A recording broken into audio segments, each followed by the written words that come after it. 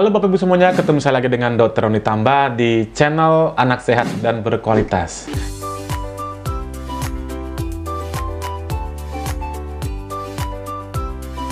Bapak Ibu, kali ini kita akan membahas satu materi tentang apakah MPASI atau makanan bayi yang sudah disimpan dari kulkas ketika akan diberikan pada bayi haruskah dihangatkan. Nah, ini banyak sekali pertanyaan yang ibu-ibu tanyakan ke saya, entah secara langsung ataupun melalui DM Instagram yang menanyakan hal ini. Mereka banyak khawatir apakah nanti apabila tidak dihangatkan tentu akan berdampak negatif pada bayi mereka. Kita membahasnya, tapi seperti biasa sebelum membahasnya saya tetap mengucapkan terima kasih kepada Bapak Ibu yang sudah rajin nih menyimak materi-materi kami di channel Anak Sehat dan Berkualitas. Dan bagi Anda Bapak Ibu yang mungkin saja baru menyimak materi kami, jangan lupa klik subscribe-nya, like, dan boleh di-share, boleh dibagikan kepada teman-teman yang lain.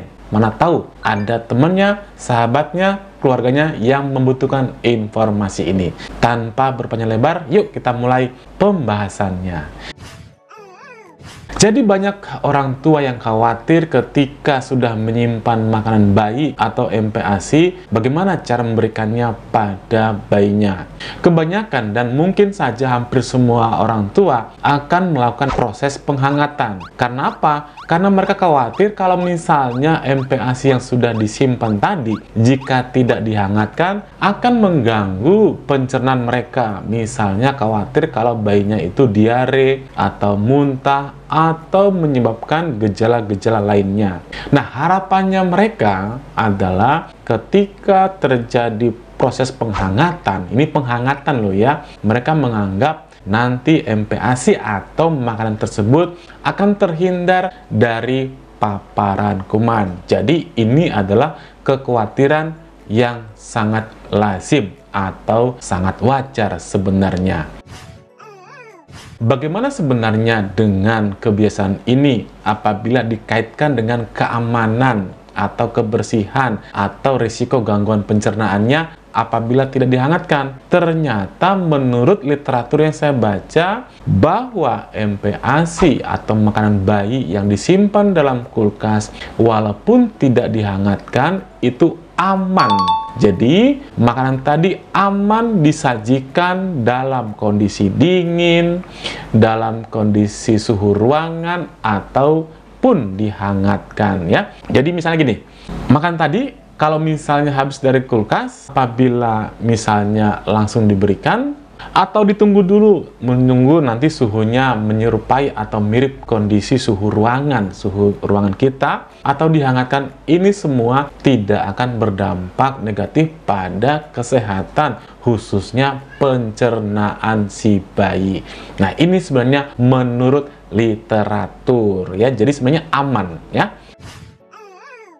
Apa yang dikatakan yang harus penting atau perlu kita ketahui bahwa apapun metode daripada cara kita memberikan makanan yang sudah didinginkan tadi, yang perlu adalah bagaimana kita menyajikannya, bagaimana kita menyiapkannya, bagaimana kita menyimpannya secara aman. Jadi ini menyangkut dari keamanan pangan. Jadi Bapak Ibu semua, yang diperlukan justru bagaimana kita menjaga higienitas saat proses pembuatannya, bagaimana kita menjaga kebersihan saat kita memasukkannya ke dalam wadahnya, apakah dia tertutup rapat, apakah dia disimpan dalam suhu yang stabil.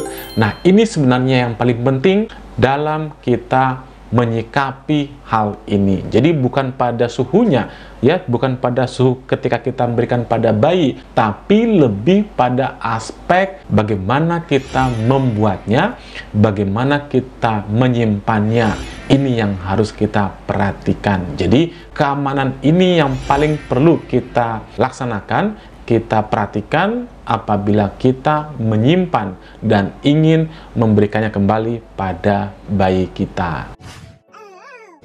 Pada literatur yang saya baca, mereka mengatakan bahwa menawarkan makanan dalam berbagai kondisi suhu, jadi misalnya yang dingin, atau yang suhu ruangan, atau yang hangat, itu bisa membantu bayi bereksplorasi terhadap makanan dalam kondisi yang berbeda, sehingga nanti bayi itu bisa lebih fleksibel. Bisa makan dalam kondisi hangat, bisa makan makanan dalam kondisi suhu ruangan, atau sekalipun dalam kondisi dingin. Dengan kondisi-kondisi ini, dengan fleksibilitas ini tentu akan membantu orang tua. Pekerjaan lebih ringkas. Bagaimana kita bisa memotong, misalnya fase menghangatkan tadi menjadi tidak dihangatkan, ini kan menjadi lebih ringkas. Apalagi misalnya kita sedang bepergian. Nah, ini bisa lebih ringkas, bisa lebih fleksibel, dan bayi tidak rewel. Bayi tidak harus mendapat makanan yang hangat. Karena sebenarnya ini bukan kondisi keamanan, tapi bagaimana kita membuatnya ini menjadi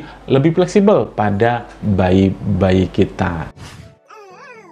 Menurut American Academy of Pediatrics, apa dikatakan? Dikatakan adalah seorang orang tua atau seorang ibu perlu penting mengenalkan banyak preferensi makanan, termasuk di dalamnya adalah kondisi suhu yang berbeda. Hal ini tentu sebaiknya dilakukan sebelum bayi berusia 9 bulan.